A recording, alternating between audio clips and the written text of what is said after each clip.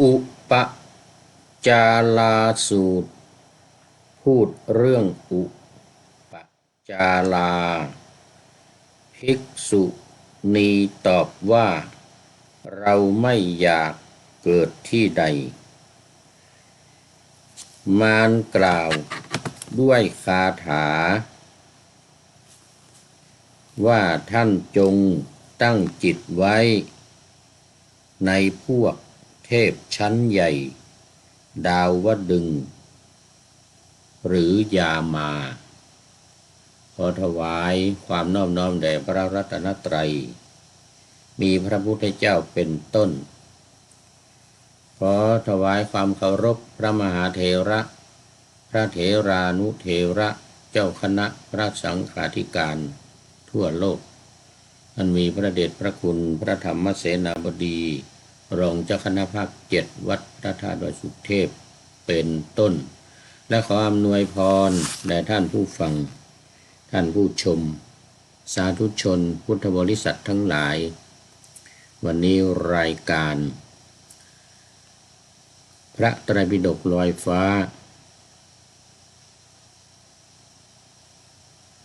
ออกอากาศทางสถานีวิทยุพระพุทธศาสนาแห่งชาติและจริยธรรมวัดพระธาตุดอยสุเทพ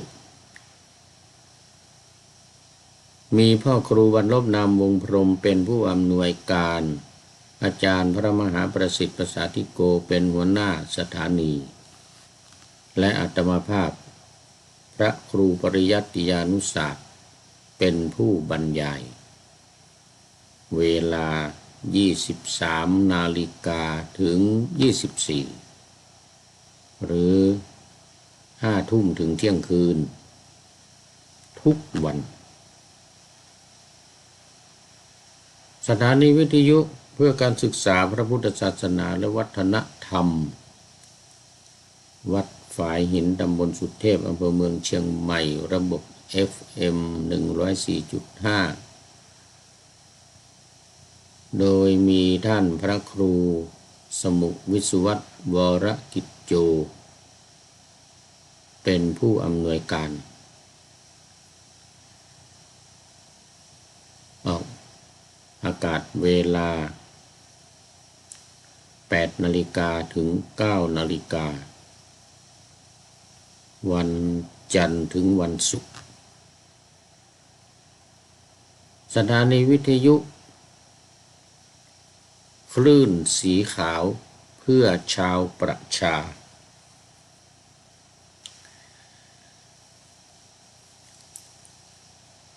วัดปากทางเจริญอำเภอดอยหล่อจังหวัดเชียงใหม่โดยมีท่านพระครูอภิวัตรวิกรมรองเจ้าคณะอำเภอดอยหล่อ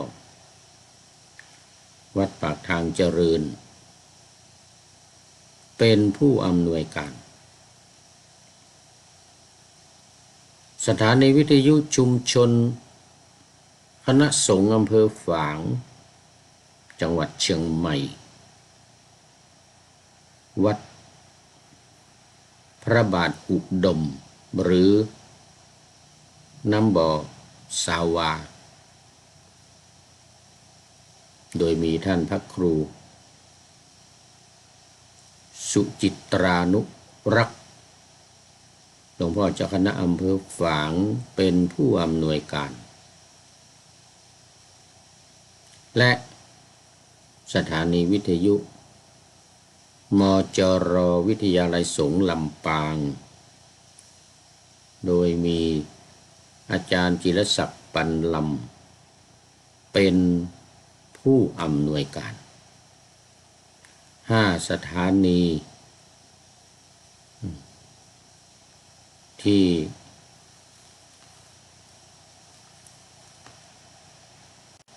นำเอารายการพระไตรปิฎกลอยฟ้านี้ออกอากาศเผยแพร่พระธรรมคำสอนของพระพุทธเจ้าจากพระไตรปิฎกล้วน ไม่มีอย่างอื่นไม่มีเรื่องอื่นมาปะปนไม่มีการพูดเอาเองมีหลักฐานจากพระไตรปิฎกเล่มสีฟ้าเนี่ยฉบับมหาจุฬาลงกรณราชวิทยาลัยวันนี้มาถึงข้อ168พระไตรปิฎกฉบับที่15เล่มที่15สังยุตตนิกาย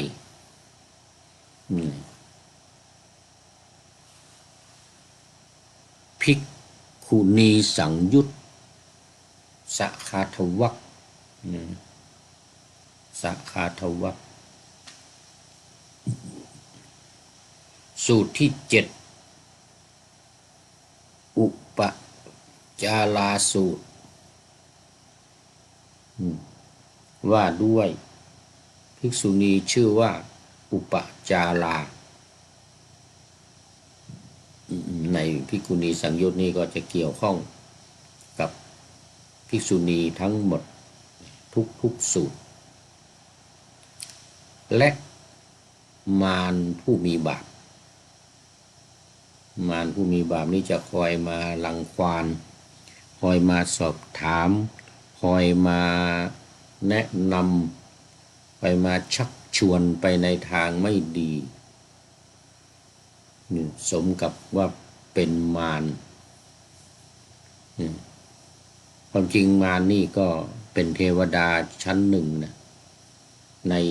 จำนวนเทวดา6 ชั้นอยู่ในชั้นนิมมานนรดี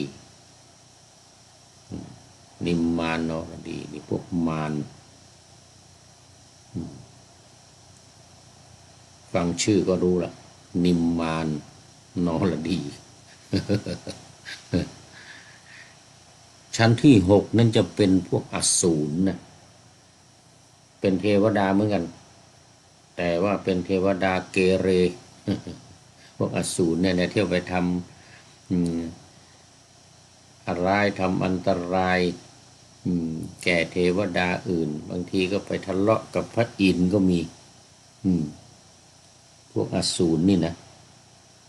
พระอินทร์ไปทำอะไรที่ไหนมักจะคอยไปขัดขวางเป็นเทวดาเกเร อยู่ชั้นที่6ด้วยนะแต่มารนี่อยู่ชั้นที่5นิมมานรดีนะชั้นที่6ปรนิมมิตวัสวดี2 ชั้นนี้รู้สึกว่าจะเป็นเทวดาเกเร โดยเฉพาะมารนี่นะคอยไปรังควานพระพุทธเจ้าบ้างภิกษุณีทั้งหลายบ้างภิกษุทั้งหลายบ้างนะประจำเป็นประจำตอนนี้ขอต้อนรับคุณโยมจันเพ็ญคำโพธากราบหลวงพ่อเจ้าสาธุสาธุสาธุนะหมดนะตื่นมาแล้วนี่คุณโยมจันเพ็ญยกมือกระพุ่มมือมา3 กระพุ่มมือเลยทีเดียวแสดงว่าสาธุ3 ครั้งสาธุสาธุสาธุ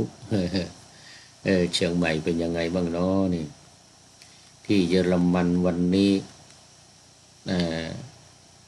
อุณหภูมิสูงอยู่พอสมควร0 องศาต่ำสุด0 องศาไม่ถึงลบแล้วก็สูงสุดก็2 องศาเซลเซียสโยมจันเพ็ญนะอยู่1อยู่2อยู่0นี่แหละ012 ทั้งวันนะวันนี้เมื่อวานก็ไม่มีแสงอาทิตย์เลยวันนี้ก็เห็นว่ามีแต่เมฆว่างั้นนะไม่มีแสงอาทิตย์คุณโยมสงกรานต์ธาตุนี่กำลังโทรมาต้องขออภัยตอนนี้กำลังออกอากาศ สถานีวิทยุทางเฟซไรท์ถ้ารับนี่ก็มันจะตัดต้องมาเริ่มต้นใหม่นะรายการขาดไปเลยรายการหยุดไปเลยนี่รายการนี่นะต้องขออภัยมาสู่เนื้อหาสาระกันเลยวันนี้จะไปวัดพระธาตุดอยสุเทพที่เซาวลันวันนี้ไปสำรวจกับท่านพระครูเอ็มท่านพระครูวิมลไปสำรวจดูวัดที่เซาวลันวัดพระธาตุดอยสุเทพนี่แหละเป็นยังไงตอนนี้เพราะว่ายังไม่สามารถที่จะมีพระเข้าไปอยู่ได้เนื่องจากว่ามันพังโดนน้ำท่วมแล้วก็ต้องซ่อมแซมต้องบูรณะซ่อมแซมหลายอย่างวันนี้จะได้พากันไปพากันไปดูไปสำรวจแล้วก็ว่าจะซ่อมแซมอะไรยังไงบ้างมันหลายปีมาแล้วพระเข้าไปอยู่ก็อยู่ไม่ได้เอาละมาสู่เนื้อหาสาระของธรรมะในพระไตรปิฎกกันดีกว่านี่วิหารลายเสียเวลามา11 นาทีนี่นะก่อนเข้ารายการก่อนเข้าเนื้อหาสาระก็เป็นอย่างนี้แหละประมาณ10 นาทีนะพูดทักทายท่านผู้ฟังบังสเพเหระเรื่องนั้นเรื่องนี้ตอนนี้อยู่ที่เยอรมันนี่เศรษฐกิจกำลังไม่ดีสิ่งของข้าวของอะไรทั้งหลายก็แพงการซ่อมแซมวัดก่อสร้างนี่ก็รู้สึกจะลำบากเพราะว่าค่าจ้างก็แพงนี่ช่างที่จะมาทำนี่นะเนี่ยเบี้ยวไปแล้วหนึ่งรายเนี่ยเบี้ยวไป1 รายเนี่ยโกงเงินไปหลายแล้ว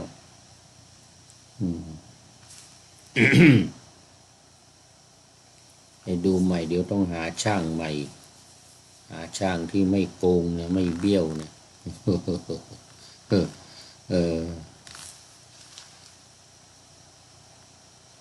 เอาละได้ปะหน้าธรรมะเอาไว้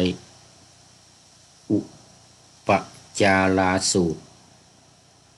พูดเรื่องอุปจาราภิกษุณีตอบว่าเราไม่อยากเกิดที่ใดคือเรื่องนี้ก็มีมารเข้ามาถามมาแนะนำภิกษุณีนี่นะภิกษุณีก็ในเรื่องนี้ก็จะเป็นเหมือนกับเรื่องก่อนๆที่ผ่านมาคือไปพักผ่อนกลางวันน่ะภิกษุณีจะพากันไปที่อันทวันซึ่งเป็นวัดเดิมเป็นวัดภิกษุณีมาเดิมอย่างว่านะมันร้างไปมันร้างไปเหลือแต่ต้นไม้กุฏิหลังหนึ่งก็ไม่มี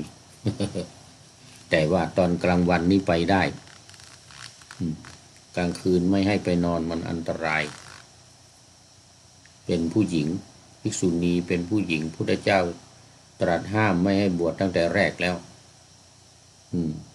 แต่ท่านพระอานนท์ไปขอพระพุทธเจ้าอ้างเหตุผลต่างๆนานามีว่าพระนางมหาประชาบดีโคตมีเนี่ยเป็นผู้มีพระคุณต่อพระองค์ว่างั้นเลี้ยงดูพระองค์มาเนี่ยตั้งแต่เมื่อตีนเท่าฝาหอยว่างั้นนะพระอานนท์ว่าพระอานนท์ว่าเนี่ยมหาประชาบดีโคตมีเนี่ยเลี้ยงพระองค์มาตั้งแต่ตีนเท่าฝาหอยแล้วว่างั้น7 วันประสูติได้7 วันพระนางสิริมหามายา ทิวงคตไปอยู่สวรรค์นชั้นดุสิตไปเกิดสวรรค์ชั้นดุสิตเป็นอนาคามีนะเป็นอนาคามีคุณโยมสงการธาตุโทรมาอีกแล้วขออภัยรับยังไม่ได้ตอนนี้ เอามาดู คือพอไปพักผ่อนที่อันธวันเนี่ยไปปฏิบัติธรรมเขาเรียกไปหลีกเล่นมันสงบดีมันเป็นป่าดงทึบแต่ว่าอันตรายต่อผู้หญิงต้องไปกันหลายคน แต่ว่ามันมีเยอะอยู่แล้วภิกษุณีมีเยอะในเชตวันนี้ก็มันแออัดก็ไปที่โน่นที่นี่ปฏิบัติธรรมตอนกลางวันนี่นะเขาเรียกว่าไปหลีกเล่น บางทีก็ว่าไปพักผ่อนตอนกลางวัน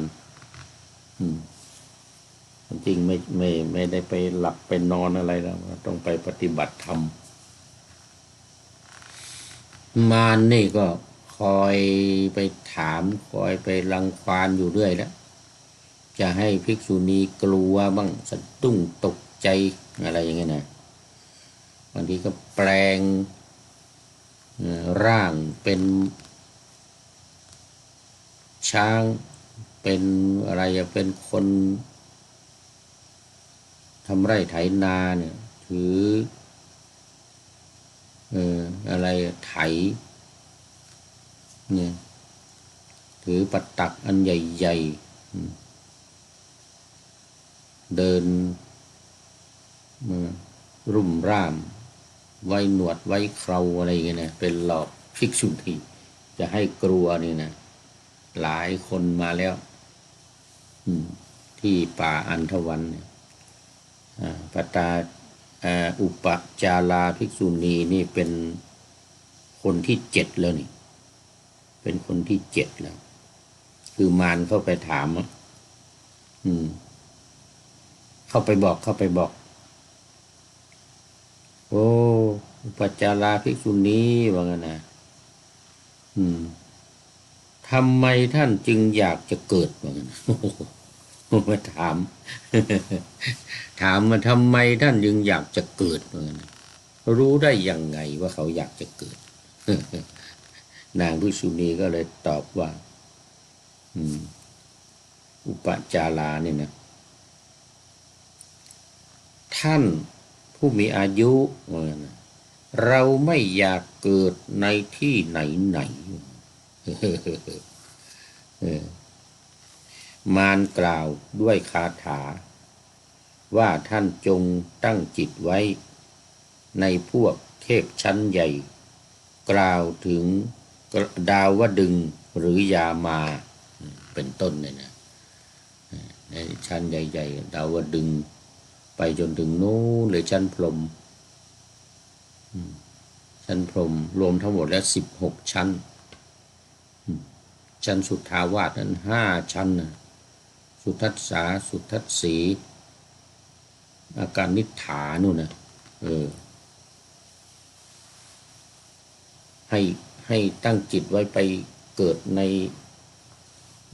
สวรรค์ในชั้นพรหมชั้นอะไรอะไรเนี่ยจะได้มีชื่อเสียงมีความสุขนางอุปจารานี่ก็กล่าวว่าท่านผู้มีอายุเราไม่อยากไปเกิดในที่ไหนวะมารผู้มีบาปนี่ก็กล่าวอีกว่าพวกเทพชั้นดาวดึงส์ชั้นยามาเดี๋ยวก่อนคือบอกว่าจงตั้งจิตไว้ในพวกเทพชั้นดาวดึงส์ชั้นยามาชั้นดุสิตชั้นนิมมานรดีและชั้นปรนิมิตวสวัสดีเถิด ท่านจักได้เสวยความยินดีว่างั้นนะอุปาจาราภิกษุณีก็กล่าวเป็นคาถาเหมือนกันนี่เก่งคาถาเหมือนกันนะบรรลุแล้วเป็นพระอรหันต์แล้วพร้อมด้วยปฏิสัมภิทาบอกว่าพวกเทพชั้นดาวดึงส์ชั้นยามาชั้นดุสิตชั้นนิมมานรดีและชั้นปรนิมิตวัสวัตตียังผูกพันด้วยเครื่องผูกคือกามว่างั้นนะจำต้องกลับมาสู่อำนาจมารอีกโลกทั้งหมดเร่าร้อนโลกทั้งหมดคุกรุ่นโลกทั้งหมดลุกโผลงโลกทั้งหมดสั่นสะเทือนนะภิกษุณีนี่ว่านะใจของเรายินดีแน่วแน่ในนิพพานซึ่งไม่สั่นสะเทือนไม่หวั่นไหวไม่ลุกเป็นฟืนเป็นไฟอย่างนั้นนะไม่หวั่นไหวไม่ลุกเป็นฟืนเป็นไฟนะแทนที่มารจะแนะนำที่ไปเกิดแต่หารู้ไม่ว่าภิกษุณีเนี่ยเขาเป็นพระอรหันต์แล้วไม่เกิดอีกแล้วเพราะว่าพระอรหันต์นี่ไม่เกิดไม่แก่ไม่เจ็บไม่ตายนะไม่เกิดไม่แก่ไม่เจ็บไม่ตายแต่มารเนี่ยไม่รู้ขี้รู้ตดอะไรนะเราคิดว่ามันแนะนำให้ไปเกิดในสวรรค์นะถ้าจะดีนะภิกษุณีเหล่านี้ว่าขนาดเลยโดนภิกษุณีบอกว่าไอเราเนี่ยมันไม่ติดไม่คล้องไม่อยู่ในโลกไหนทั้งสิ้นเลยนะ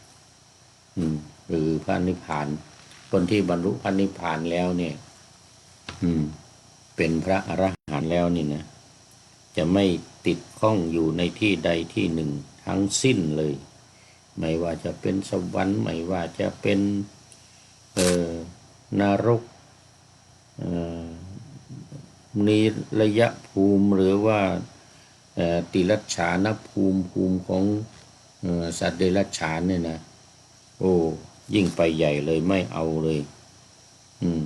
ไม่เอาเลยเพราะฉะนั้นก็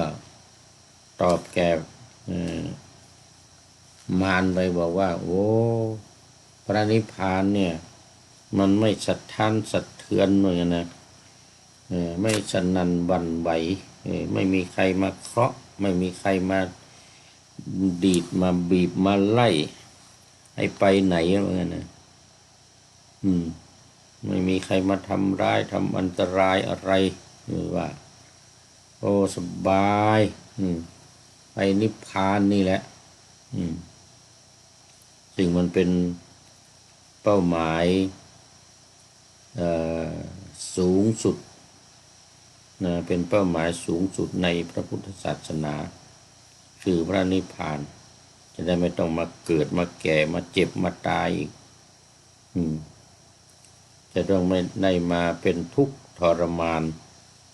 อยู่ในโลกนี้อีกดังนั้น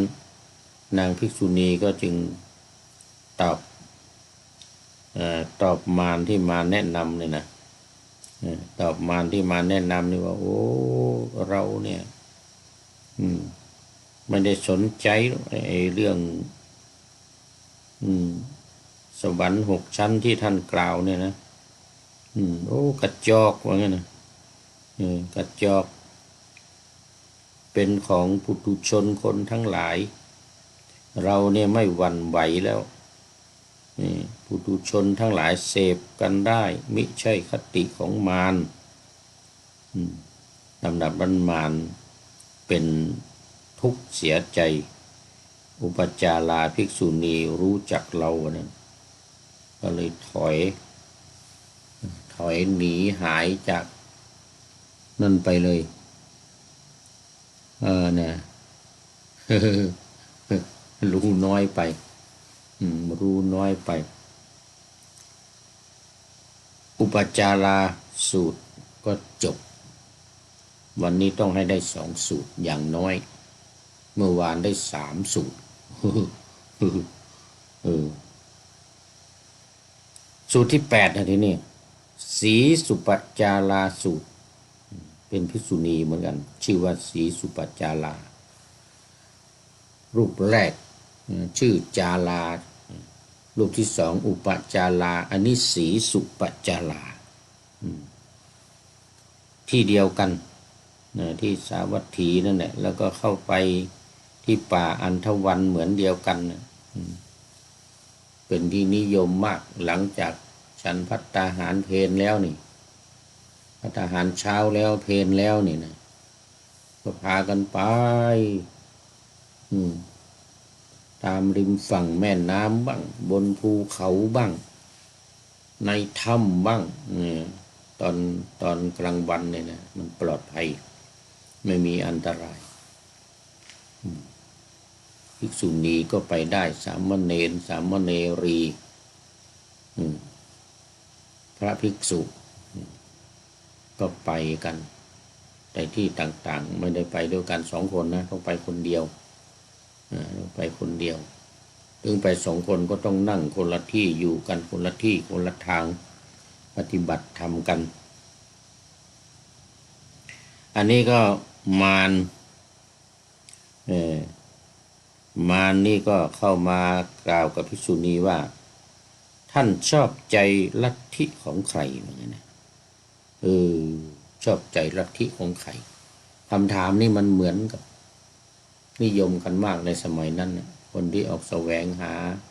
โมกขธรรมทั้งหลายจะไปหาคนที่มีครูบาอาจารย์ดีๆมีพระพุทธเจ้าเป็นต้นนี่มาหาภิกษุณีก็มาถามว่าท่านชอบธรรมของใครใครเป็นอาจารย์ของท่านท่านประพฤติพรหมจรรย์เนี่ยในภายใต้ใครอย่างเงี้ยนะสีสุปจาราภิกษุณีก็ตอบว่าท่านผู้มีอายุเราไม่ชอบใจลัทธิของใครเลยนะมารผู้มีบาปก็กล่าวคาถาอีกว่าท่านเป็นคนโลนหัวโลนนะหัวโลนไม่มีผมเจาะจงใครจึงปรากฏตัวเหมือนสมณะแต่ทำไมท่านจึงไม่ชอบใจลัทธิท่านประพฤติเรื่องนี้เพราะความงมงายหรือไรนี่โจมตีใหญ่เลยทีนี้สีสุปจาราภิกษุณีพระอรหันต์นะพระเทรีกล่าวคาถาอยู่เหมือนกันนี่ไม่ใช่ธรรมดากล่าวคาถาเลยเหมือนมารยังกล่าวคาถาได้เจ้าลัทธิภายนอกพระศาสนานี้ย่อมจมอยู่ในทิฏฐิทั้งหลายเราไม่ชอบใจธรรมของพวกเขาเป็นคนไม่ฉลาดในธรรมเหมือนกันนะพระพุทธเจ้าผู้เสด็จอุบัติในสักยะตระกูลไม่มีบุคคลอื่นเปรียบทรงครอบงำสิ่งทั้งปวงบรรเทาเสียซึ่งมารไม่ปราชัยในที่ทุกสถานพ้นแล้วจากกิเลสทั้งปวงไม่มีตัณหาและทิฏฐิอาศัยมีพระจักษุทรงเห็นธรรมทั้งปวงบรรลุธรรมเป็นที่สิ้นกรรมทุกอย่างหลุดพ้นเพราะธรรมเป็นที่สิ้นอุปธิแล้วอุปธินี่ก็เหมือนกับที่เคยว่ามาเค คือนิวรณ์ห้าความชอบความชังความง่วงความฟุ้งความสงสัยนี่อันนี้คือนิวรณ์ห้าเราเรียกกันอย่างหนึ่งว่าอุปธิอุปธิก็เป็นชื่อของกิเลสอย่างหนึ่งอุปธินี่ก็พระผู้มีพระภาคพระองค์นั้นเป็นศาสดาของเราชอบใจคำสอนของพระองค์ลำดับนั้นมารก็หายตัวไปกับตาเลยพระนางภิกษุณีรู้แล้วว่ารู้จักเราว่าเราเป็นมารผู้มีบาปอะไรอย่างนี้นะ นี่ก็จบไปอีกหนึ่งสูตรวันนี้ถ้าจะได้3 สูตรโยมจันเพ็ญถ้าจะได้สัก3 สูตรเอาอีกสูตรหนึ่งสูตรที่9เสลาสูตรว่าด้วยเสลาว่าด้วยฉลาหรือเปล่าเนี่ย เสลาภิกษุณีที่เรามาตั้งชื่อกันเนี่ยมักจะออกเสียงกันว่าฉลาเนี่ยฉลานี่ก็คือเสลาก็คือศิลาหรือก้อนหินเอาสระอิเป็นสระเอศิลาเนี่ยเอาไม่ได้เอาสระอิมาเป็นสระเอก็เป็นศิลาแปลว่าก้อนหินเสลาก็คือศิลาเนี่ยเอาสระอิบนมาวางข้างหน้าเป็นสระเอนะเหมือนเดียวกัน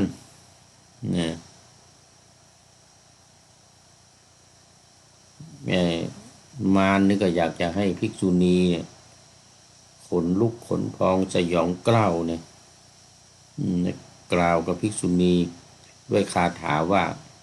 อันนี้ก็เหมือนกันนะในอันธวันเหมือนเดียวกันภิกษุณีก็ไปปฏิบัติธรรมอยู่ในอันธวันใครสร้างร่างกายนี้ผู้สร้างร่างกายอยู่ที่ไหนร่างกายเกิดขึ้นที่ไหนร่างกายดับที่ไหนโอ้โหถามยับเลยถามยับเลยได้เนี่ยกี่อันเนี่ยผู้สร้างร่างกายอยู่ที่ไหนใครสร้างร่างกายนี้ผู้สร้างร่างกายอยู่ที่ไหนนะร่างกายเกิดขึ้นที่ไหนร่างกายดับที่ไหนนี่ตัวเองเป็นมารไม่รู้อะไรไม่รู้อะไรลำดับนั้นเสลาภิกษุณีได้มีความคิดดังนี้ว่านี่ใครเนาะมากล่าวคาถาจะเป็นมนุษย์หรือเป็นอมนุษย์กันแน่ว่างั้นนะในทันใดนั้นเสลาภิกษุณีได้มีความคิดดังนี้อีกว่านี่คือมารผู้มีบาปประสงค์จะให้เราเกิดความกลัวความหวาดสะดุ้งความขนพองสยองกล้าวนี่เรื่องของเรื่องมันนะและประสงค์จะให้เคลื่อนจากสมาธิจึงกล่าวคาถานี้ครั้งนั้นแลเสลาภิกษุณีทราบว่านี่คือมารผู้มีบาปจึงได้กล่าวกับมารผู้มีบาปนั้นว่ากล่าวเป็นคาถาด้วยนะร่างกายนี้ตนเองก็ไม่ได้สร้างผู้อื่นก็ไม่ได้สร้างอาศัยเหตุจึงเกิดเพราะเหตุดับมันจึงดับร่างกายนี่นะพืชชนิดใดชนิดหนึ่งที่บุคคลหว่านลงในนาอาศัยเหตุ2 ประการคือรดดินและยางพืชจึงงอกขึ้นฉันใดขันธ์ธาตุและอายตนะ6เหล่านี้ก็ฉันนั้นเหมือนกันอาศัยเหตุจึงเกิดเพราะเหตุดับจึงดับลำดับนั้นมารก็อาย รู้ว่าภิกษุณีรู้จักตนก็เลยหายวับไปกับตา หายไปกับตาอีกอันนี้ก็มาดูเนื้อหากันหน่อยรู้สึกว่าจะมีธรรมะขั้นสูงระดับสูงนั่นนี่วันนี้อาศัยเหตุจึงเกิดอาศัยเหตุจึงดับว่างั้นนะอาศัยเหตุจึงเกิดอาศัยเหตุจึงดับเหตุนี่มันคืออะไรต้องไปพูดถึงปฏิจจสมุปบาทร่างกายของเราเนี่ยมันเกิดมายังไงใครเป็นผู้สร้างแต่ถ้าทางศาสนาพราหมณ์นี่ก็พระพรหมนะเป็นผู้สร้างพระศิวะเป็นผู้รักษาพระนารายณ์นารยันเนี่ยนะหรือพระกิษณะจะเป็นผู้ทำลายนี่อันนี้ศาสนาพราหมณ์นะเขาจึงมีคำว่ากอด God แปลว่าพระเจ้าคำว่ากอดแปลว่าพระเจ้าอเมริกาว่ากาดนี่นะวันนั้นได้ยินทรัมป์โดนัลด์ทรัมป์พูดในวันสาบานตนกาดปกป้องรักษาตัวเองบางอย่างกอดเป็นกาดแล้วกอดเนี่ยมันมาจากคำว่าดีจีนะโอดีสามตัวเนี่ยเคยพูดไปหลายครั้งเอาว่าใหม่อีกตัว G ก็เขาเรียกว่า generator เป็นผู้สร้างไอตัว O คือ operator ผู้รักษาแล้วก็ไอตัว D นี่คือ destroy เป็นผู้ที่ทำลายโยมที่คำว่ากอดนี่นะที่ฝรั่งหรือคนต่างประเทศก็ตามใครก็ตามเนี่ยเขาพูดโอ้ my god อย่างนี้ my god หมู่นับถือศาสนาที่มีพระเจ้านะพระเจ้าคือกอดของเขามาจากอินเดียนี่แหละเรื่องมันเนี่ยมีพระผู้สร้างผู้ทำลายผู้รักษาและผู้ทำลายแล้วก็ศาสนาทางตะวันตกมันจริงเกิดในเอเชียนี่แหละศาสนาคริสต์ศาสนาอิสลามนี่นะนี่ที่ตะวันออกกลางนี่เขาเรียกเอเชียกลางเอเชียตะวันออกกลางที่เยรูซาเล็มเนี่ยทั้งคริสต์ทั้งอิสลามเกิดจากที่นี่แต่ก็ไปแพร่หลายอยู่ในยุโรปอเมริกาแอฟริกาออสเตรเลียออสเตรียอะไรทั้งหลายในเอเชียนี่ก็มีอย่างประเทศรัสเซียเนี่ยประเทศรัสเซียเนี่ย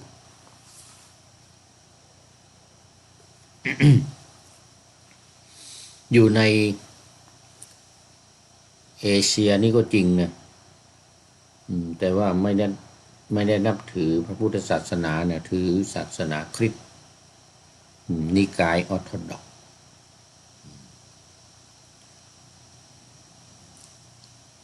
แต่ก็ได้ทราบข่าวว่าปูตินเนี่ยประธานาธิบดีของ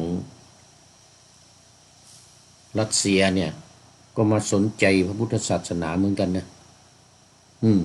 เห็นว่ามาวัดนะมีวัดไทยเราอยู่ที่รัสเซียอยู่วัดหนึ่งอะไรอยู่ที่เมืองหลวงของรัสเซียนะมีพระไทยเราเนี่ยไปสร้างวัดเราเห็นว่าประธานาธิบดีปูตินเนี่ยมาเลื่อมใสศรัทธาเหมือนกันนะพระพุทธศาสนา